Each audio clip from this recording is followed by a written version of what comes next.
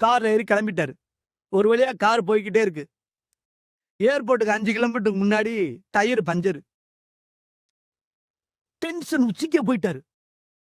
ஏண்டா டயர்ல air check பண்ண மாட்டியா நீ? எங்க போனாலும் இப்படித்தானா? அப்படின்ட்டாரு. டென்ஷன் ஆயிட்டாரு. அப்பன்னு பார்த்தா ஒரு ஃப்ரெண்டு கார்ல வந்தாரு.